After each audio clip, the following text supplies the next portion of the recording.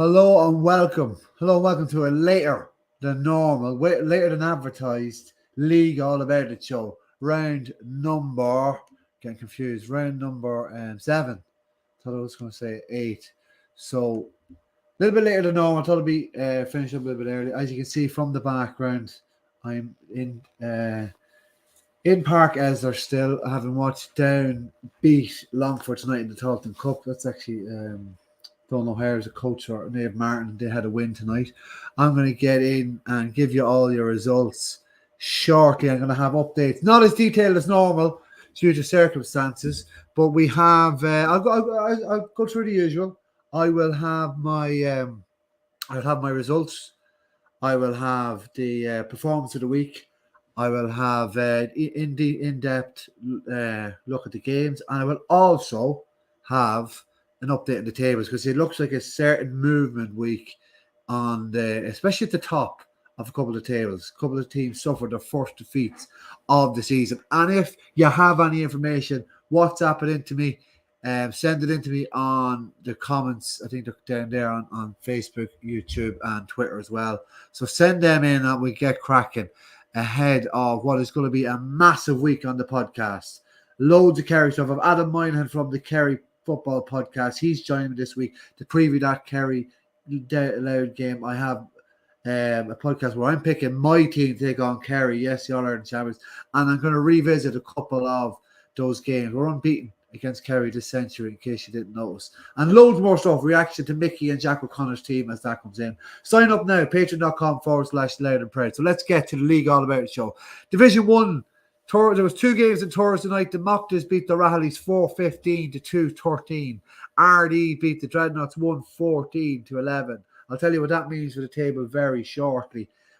The Pats had a 1-point win, 14 points to 2-7. I'll tell you who got the Mahoney's 2 goals in 1 second. The Jocks beat Maddock Rangers 1-11 to 6 points in Cullen tonight. The Brides had a big win, 4-10 to 11 points against the Geraldines. The Feckins beat local rivals, Newtown Blues, 18 points to 112. And you got the scores there for the Feckins. I'm waiting on the Blues goal score. If you have it, send it in. Division 2, Roach Emmets won on Friday night 4-17 to 3-7 against the Clans. That's a significant victory for Roach and a significant loss for the Clans. I'll tell you why in a minute. Lanlear beat O'Connell's 3-10 to 7 points. That could be performance of the week. Waiting on the goal scores from Lanlear. Send them in if you have them. Kilkerley 1-14. Dundalk Gales 12 points. Win for Kilkerley there. And the Kevins 3-21. The Joes 3-10. Did someone get a hat trick for the Joes, or is there 2 goal scores? Let me know before I send that in. And Cooley Kickers 1-15. The Glen Emmett 17 points. And then the final game in Division 2. Huddersfield Rovers 1-11. Dundalk and Irelanders 1-8. A late goal there. More late drama. More late goals from Huddersfield Rovers. Staban and Parnell's 1-13. The Plunkets 10 points in 3A. That was last night, Friday night. The Tones beat Glyde 15 points to 9 tonight at home in Drogheda. The Piercy 1-9. The Finbars 8 points. It's a big win for the Piercy. I'll tell you, got a lot of their scores and their goal in a second. Division 3B, the Mitchells took care of the Shawns early on in the week. Anna Minnan took care of Dowdall's Hill 4-14 to 1-7. And then the Malachies beat the Westerns 2-12 to 6. I'll tell you got the goal scores. Waiting on the goal scores from the Hull and Gales. They beat the Knicks 2-14 to 9 points. So yeah, really, really good night's action across the board. Really exciting night. A lot of goals. It's kind of opening up a little bit. Defensive football teams are minding themselves. There's a sense of shuffling for places on the table, and that top of the table in Division 1 sees no change with the Jocks getting a win, Stephen Campbell getting a goal. Mallock actually led 4-0 in the first 10 minutes, but failed, only scored 2 points the following 50 minutes after that. But so the Jocks are still ahead in the table. The Mocktas also, Cormac Smith got 2-2 in that win. And I'll just check the Raleigh scores now while I check RD as well. Waiting on the RD goal scores. So that just shows you. Let me see. Goal scorers for yeah. So yeah, I think it was Owen Moore, they got 2-4 for the Rallies in their loss against the Moctas. The Pats had a 1-point win. Conor Mackin and Ben McLaughlin got goals for the Mahonys in that 1-point loss. The Brides had 4 goals. Brothers Emmett and Nathan Kirk got a goal apiece, and Kieran McCardle got 2 goals as well. The Feckins, Ryan Walsh, Neil Hodgins, and Brian Devlin got a bulk of the scores, probably a sixth or maybe a half of the scores for the Feckins in that win over the Blues. Waiting on the Blues goal score. If you have it, send it in. Let me see. Don't even send any comments yet. Comments there. Yeah, nice pick of Donald O'Hare, yeah. Excuse the background if you join late. I'm still in Park Esler in Newry, where Down defeated Longford tonight. Roach 4-17. Clans got 3-7. Don't actually have the Clans goal scores. I thought they had them in here. Dee Riley got 1-2. Barry O'Hare got 160. Top scored again. Shane Bourne got 2 goals as well for Roach. That's high scoring Roach. And that's the Clans' first loss of the season. So they've been going quite well. And it's the first win for Lanlear tonight. Having gone close against Cooley in the back fixture. 4 goals in the first half. They got 3 goals. Still waiting on the goal scores for Lanlear. Send them in. They won to beat the O'Connells. That's the local derby. 3-10 to 7 points. Kilkerley won 14 over the Gales. That's the Gales' first loss of the season. Conor Quigley got 1-4. And Cork Malin got 3 points as well. He's shone along with Tyke McEnany. The Kevins, I think it was King Callan with 2-3 and Shane Mead with the other goal. And then the Joes, I think someone sent in Alan McKenna got a hat trick. But then someone said Craig Doherty got a goal also, and Alan only got 2 goals. Someone confirmed that one for me. Cooley, waiting on the Cooley scores on Glen Emmets as well. Fire them in if you have them. Hunterstown Rovers, Lake Gove, James Rogers swung the tie 1-11 to 1-8. That's the second loss in a row for the Irelanders. Waiting on their goal score. If you have it, fire it in. Surely.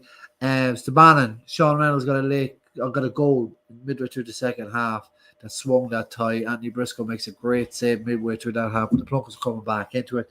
That was the gap, and that was the difference. That proved to be enough to force the man on to win 113 to 10 points. They closed the gap on the Plunkets on their first loss this season. The Tones, Rory Taff, I think, he got 7 points tonight, nearly half the tally against Lyde. That's a big win. That's a 6-point win at home. That's good. The Piercy, I know Robert Murphy got a good few scores. Let me see. I think he got 3 points, but the goal came from the one and only David Boyle. I should have guessed that one. He came back last week. He slid it in last week. Now he's got a goal this week, and that proved decisive. A goal off the bench, 1-9 to 8 points against the Finbars. I'll talk about the tables now very shortly. Don't forget to sign up for Kerry Week as well. The Mitchells 15 points to Sean, 6 points. John Gallagher, Kevin Gallagher, Trevor Matthews all getting good scores there. Annamin 4-14, Daryl Hill 1-7. Big win for Annamin to get them back on track as well. Still waiting on their goal scores. Usually they're in by now. Then the Malachys 2-12 to 6-point winners over the West. That's the biggest loss the Westerns have suffered this season. But Paddy Moley and David Begg. David Begg is amongst the scores a lot this season. He got a goal. Paddy Moley as well got the goal. Hull and Gales 2-14 to 9-point winners over the Knicks, who let me see. Yeah, they usually send in their scores, but they don't have it. Let me see where we go. We will go before I'm going to go through the tables first. I'm going to give performance of the week. Start at Division 1. So the Martins are still 2 points ahead of the Marys and the Moctas, but the Feckins have now jumped into joint third place along with Mark Rangers and the Pats after their 1-point win as well in Clotterhead. That's a big win for not in Clotterhead, in the Mahonys in the Point Road. The reason I'm on about Dreadnoughts is because they are 3 points second from bottom ahead of the Rallies, and the Brides climb above the Dreadnoughts now with that crucial 2 points picked up tonight with a win. I think the Geraldines had a man sent off at the start of the second half as well. That's people are sending that into me. And then the Gales suffered their first defeat. The Clans suffered their first defeat, so they lose ground somewhat. And the Kevins have gained ground. They squeezed right into the middle of them to come second on the table. Kilkerley now jumped to fourth in the table, and they join Roach on 9 points. There at the bottom, the O'Connells are still rooted there with no win or no points this season. And then Lear picked up their first win of the year. They're 3 points, and it doesn't seem that bad. They're only 2 points off Glen Evans and Huddersfield. It's kind of a local team there. And then we go right down to 3A. The Plunkets losing the other night to Stabannon, kind of the 4-point swing. Seen Andrew Wogan, Stabannon man, make his debut for Drogheda United. Best wishes to him. Could be the start of a really good career for him in a different code. But Stabannon aren't feeling as lost just yet because they got a big win and they cut the gap to 2 points, and they've opened a 4-point gap with those below them, between the Piercy, the Tones and Glide Rangers, and Nathan Barra left it all to do now. They're 4 points off those 3 teams on 6. Big win for the Tones to join on with Glide, and then the Piercy to get up there as well. And let me see, let's finish up with 3B. The Mitchells have a real firm grip on it. That's 7 out of 7 they've won so far. The Malachys have jumped places into second place, above Anamin and Rovers, above the Knicks. Cuchulainn Gales took the Knicks down tonight, and that means the Malachys are they're out on their own on 10 points, 4 points behind the Mitchells.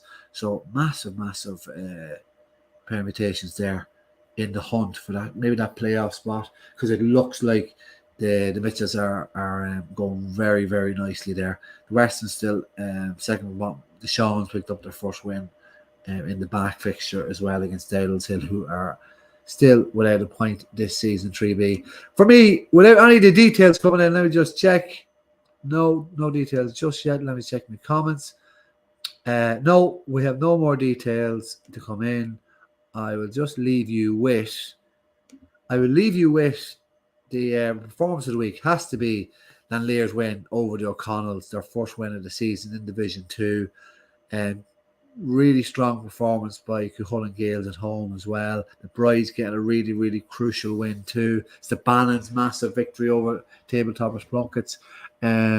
Roach's big win over unbeaten Clans. There's so many good performances out there. Kind of a moving week in round 7, and I look towards Friday night round number 8. That's on Friday, ahead of the game Louth are in Portlaoise that weekend as well. So really, really good weekend. Really good week podcasting ahead. Adam Minan previews Kerry, get in-depth analysis on our opponents. And then on top of that, you're going to get analysis on the Louth team, how we can take down Kerry. It's not actually that daunting, which is weird enough thing to say. And then on top of that, I'm gonna have the reaction on Mickey and Jack O'Connor's teams when they come in. Will they go and tweak their team to play Louth, because they know what they're going to face, having looked at us against Mayo on national television? All that and a whole lot more. There'll be League All About It show crammed in as well. Thank you very much for tuning in. Apologies for the delay. Still here in Park Hesler. You see the red and black behind me. So that's it. Thanks very much for listening. I'll talk to you during the week. Sign up now, patreon.com/Loud and Proud.